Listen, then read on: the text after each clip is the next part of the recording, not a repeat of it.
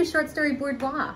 I'm Katy Gathright. And I'm Samantha Neugebauer. And this is our new channel. We're going to be discussing one story per episode because really we agree that reading is often a solitary activity, but you often want to talk about the stories you're reading with another person. And we always love doing that with each other. So we're just going to be talking about one story per episode. We're going to vary it up by time period and style over time, but this is our first attempt. Absolutely. And I think also it's easy to find reviews about entire story collections or about novels, but how often does someone read every story in a collection? So this is just really, an easy kind of intimate space where we can discuss one story. Yeah, bite-sized. And we'll be eating desserts during it too. Can't help ourselves.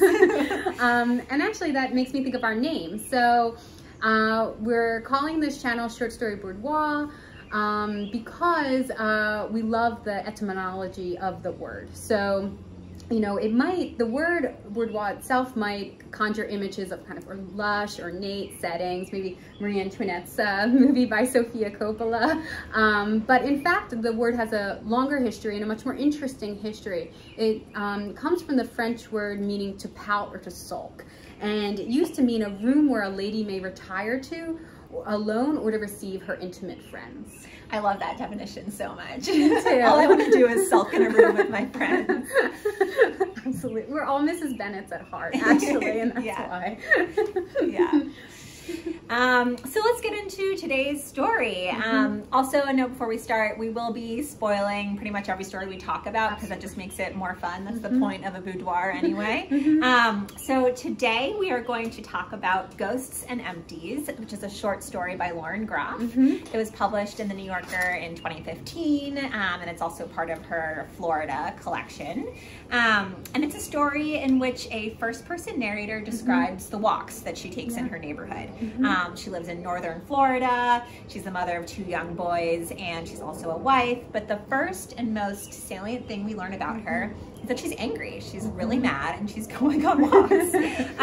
So every night she's walking around her gentrifying neighborhood in northern Florida, and she just describes what she sees and thinks. This is the first story in her collection, like I said, and I like the idea of making it the first story in our series of short story talks also, because it really shows off what a good short story can do. I think, novels have the task of immersing you and sort of taking you along for a long ride. This story is pretty stylized. It doesn't have a ton of plot, and I think it can probably only sustain when it does for the length that it lasts. But it shows its cards very early by kind of making sure you're not expecting plot, I think. I was pretty attuned to the fact that this was just going to be a lot of description, frankly. And I think I surrendered to the story because of the voice and the tone, which is also, I think, very prominent early on. And I say that because I'm a reader who actually loves plot. Like, I'm not somebody who's like snobby about plot. I really like plot. I love twists and turns. I love payoffs. Storytelling. That's the word for it. But I really fell in love with the urgency of the tone and the nature of the observations that this narrator is making, really. So then the observations, again, that's what makes up the bulk of this story. Sometimes they're broad at the societal level. Sometimes she goes really deep into like one neighbor that she wants to describe multiple times. She has this moment where she talks about a Great Dane and describes the dog as being the color of dryer lint. And I was like, yes, I'm into this. And she talks a little bit about the dynamic inside her own home and her family, but it's really subtle, and I think we can talk more about that later. But the story kind of ends on that personal note where we learn a little bit more about how she's thinking about her family and thinking about her sons. And I do want to talk about that ending and where the story goes, but that's to say that the story ends pretty gently and it kind of ends on this tone of introspection. I did feel a lot of momentum in the story, thinking about what all of this walking was going to add up to. And I think I would say that the last paragraph almost seems to suggest that this walking is like part of an external life. That's how I think about it. And it's parallel to her home life, which is her internal life.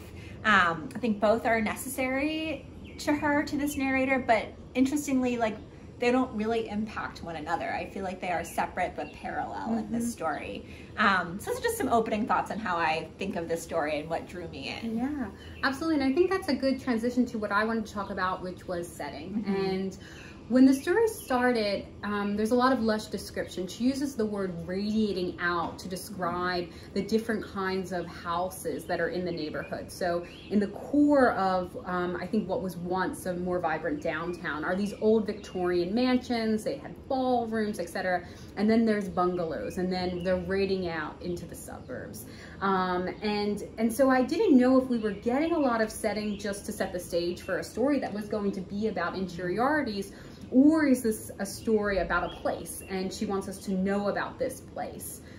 And I don't have the answer still. I just know that I love knowing about this kind of strange corner of Florida that is not the typical image you see when you think of Florida. Yeah, I mean, I totally agree. I think when I think about this story, I picture her neighborhood. Like, I really do picture the place. And I think she does this interesting thing in her paragraphs where she will have a lot of these external observations, but kind of combine it with like her own sensibility, I guess is the word. And so, yeah, it's not always a traditional interiority, like these are my emotions, but I do feel like she's telling us about herself in the way she describes people.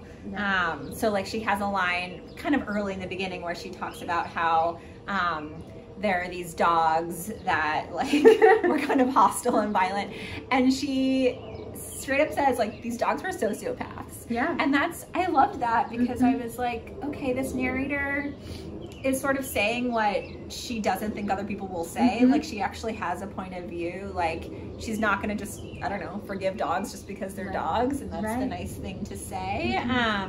So I do feel like there's a lot of like enfolding of her perspective. Absolutely, I agree. And I think also from a craft perspective, something that she does really well is we come to learn that the narrator, who goes unnamed, right, throughout it, actually knows the people that she's observing in the neighborhood during the walk. When it first started, I thought, oh, like maybe, you know, the neighborhood is just the backdrop for the internal monologue. And I started to think about how, you know, maybe she's actually not very interactive with her community. And I thought, oh, okay, so maybe this is just another character who's, you know, a little bit of an isolationist and, you know, but then you kind of get these little stories and these little nuggets where she knows these people. And actually she's a little bit spy-like at night. She gets to be more of an observer. She's not actually having any interaction with them. It's like she can step outside of the relationships of the day. Yeah, absolutely. Like, there's that moment where she describes that woman she knows who is like pink coming out of the shower, and she sees her suddenly as being much more sexual than ever before. And I thought that was, sort of giving her permission to like, have a night version versus a day version of how she sees people. Absolutely. Yeah. I mean, I think along with setting, or it goes along with setting, I'm interested in time in this story. So it's a present tense story. And I think you get the sense that you're always, I don't know, I feel like I'm right there along with her on her walk. And yet, like, time does pass. Like, there are time markers, there are holidays that happen. We kind of vaguely know that these walks started a little bit before Christmas, and then they kind of go through the spring months. And so I'm interested, were you tracking time in this story? Did you feel time passing?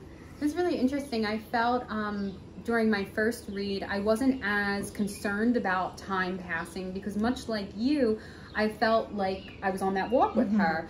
And I felt like it didn't matter if it was, you know, one long walk we were on in a way, because they just took the same shape every night after night after night.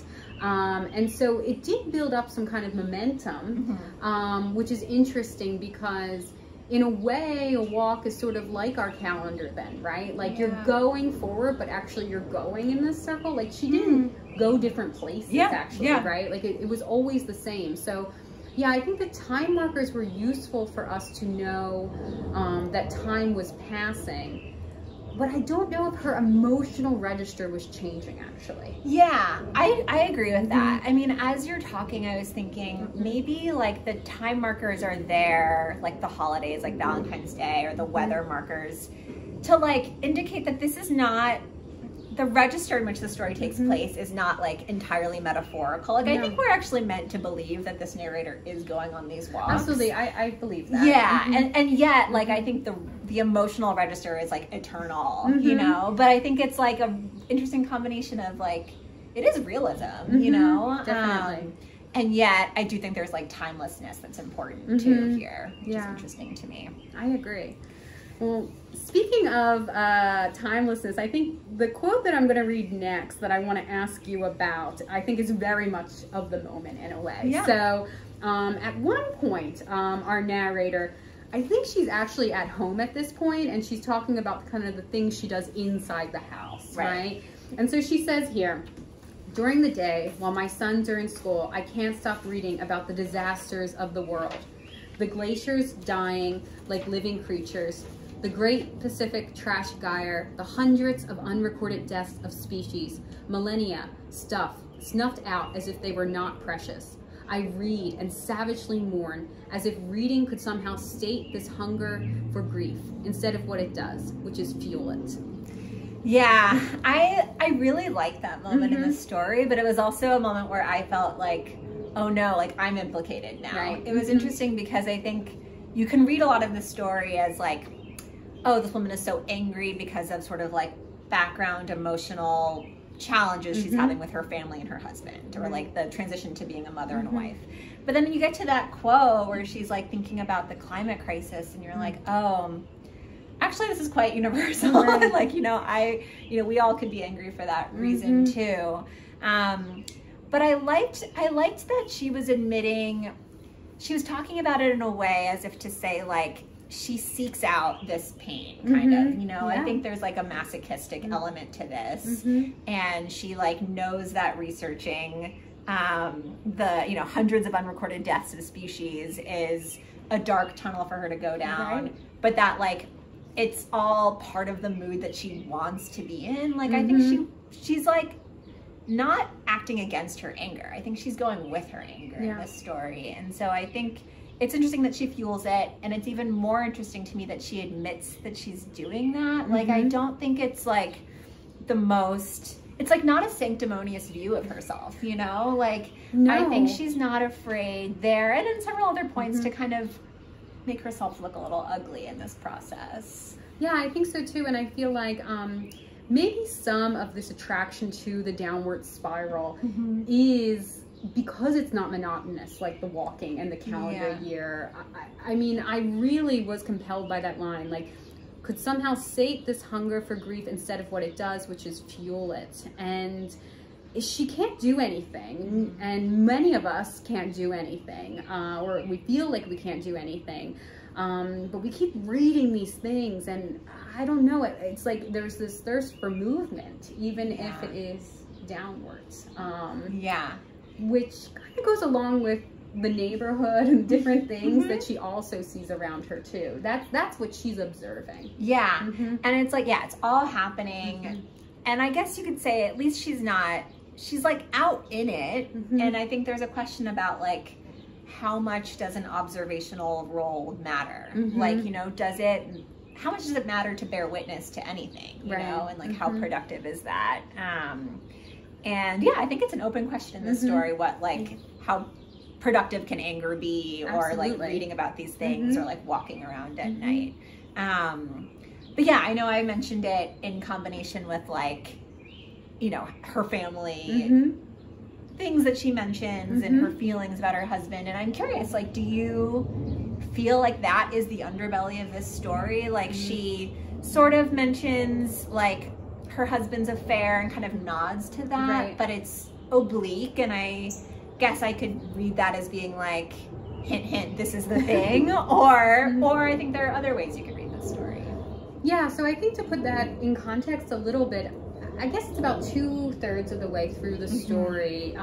You learn that the husband has some pictures of another person, and it's set to you, it's presented in a way where our narrator isn't shocked. Like, it feels like it's already been in the atmosphere, perhaps. Like, she's felt something. At least that was my reading of it. Yeah. And so, because I then come to learn that maybe this was already in the atmosphere, I see the walks through this lens. So what I like about it is that I start to see this kind of obsession with the interiors and the exteriors of things differently. Yeah. I start to think about how, you know, she's looking at all these places that she says at one point, like, the insides have been gutted, but the facades remained. And she talks about, it's almost like I can see in my mind one of those clocks that has, it's our bird clock right now, one of those clocks that have lots of different clocks on it, you know? And so, like, she's thinking a lot about how things are presented to the world and how their interiors are, and that makes sense through the lens of her marriage not being what we think it is. Yeah, that's helpful. I like that. Yeah. And again, I think a lot about internal and external kind of like paths or tracks in this story. I mean, it's interesting to me too, because I do feel like there are ways in which she like weaves in throughout the story. Like, she mentions, like, my husband and I, like, several times, just very casually when she's describing things. Like, I think, like, incidents in the neighborhood and how, like, she and her husband as a unit reacted. And so there are these interesting ways in which she kind of also lets us know, like, she is still married. Like, she is, like, there's something not broken as well as something that is, like, broken, potentially. And I think that kind of counterbalances the hints that we get too about the marital trouble. Two things on this point too that I thought were interesting. I don't know what was gained by holding it back though. Like, I don't love when a first person protagonist withholds. I did feel so close to her psyche in this. And I don't think that the story needed it to be withheld that long. So I was curious about that kind of choice, where to place that information. And then the other thing I did think was interesting was at one point, and I think it's maybe one of the only pieces of dialogue in the story, we hear the husband calls her sweetie. And it's a little jarring. I don't know if it's because I don't hear terms of endearments really from my friends. Maybe. I don't hear, I'm never in like a party where I really hear, unless it's done ironically. Like spouses call each other their like pet names. It is kind of I didn't know how to read it. And it's one of those moments too where like, because we're so in her head throughout this story, and then we suddenly get a word somebody else uses to describe her. It's like this flipping of the camera moment that does kind of take you out of it a little bit. I mean, I think the withholding issue is so hard with first person narrators, and we both, you know, write stories too, and I think partly you've trained me to think about this, because there's a lot of the story that feels very like natural, like she's very much just confiding in us, and there's a lot of intimacy there, but I do start to feel a little bit of artifice in terms of like when she drops, like you point out, the husband affair info. Absolutely. Because we're alone with her so much. I could see if we were with other characters with her, but then I think maybe she is telling us, right, through what she's choosing to throw light on in her neighborhood, you know? So it's interesting because she does, like, the little anecdotes that she does share, I mean, some of them are actually quite like violent or like outsized. Like, there's the one about the therapist who like got shot by his patient's spouse because he was having an affair, and like there's a literal like shooting that happens in the neighborhood with this kind of salacious story that like could be an entire short story. Absolutely, on its that's what I thought as well. But it's like tucked in there. It's like a paragraph within this story, and so maybe that is a hint about like what she's doing. She's maybe like, even as she is observing things and making them seem like bigger by paying attention to them, she's also like minimizing, you know, she's taking these like kind of big nuggets of life that are kind of salacious or like really meaty and have like a lot of emotional intensity and like shrinking them down too. So maybe that is part of her project, but it does, I don't know, it does make us, I think it makes us both have feelings about the narrator. Yeah, definitely. Yeah, it definitely made me pause. Okay, so now what we thought we would do for our last bit of the conversation, we would each say a favorite line from the story. And then when we were discussing it, we realized that Groff's lines are incredibly really long in this piece. It's quite a project to quote her. I think we thought about how many minutes that would add. We're going to really list out our favorite lines. But there are a lot of moments and phrases too within lines that work really well. Sure. Yeah. And then I know you've read more of her work than I have. So is this typical of a Groff line? Yeah, you know, I do think she has like a lot of, I would say, like windy syntax in her work. And I mean, I do feel like that was happening in her most recent novel, Matrix, which came out last year, and I enjoyed. I do think with the other stories in this collection, they're not all, I do think this might be like the most extreme version of her line length. And I feel like this narrator, it kind of, there's like an indulgent quality to like her spinning out these observations for us that doesn't lend itself to all the other stories that Groff tells. So I do feel like it's intentional here and part of the like voiciness. But yeah, it does make me want to like reread some of her other work and see if it really does compare. Yeah.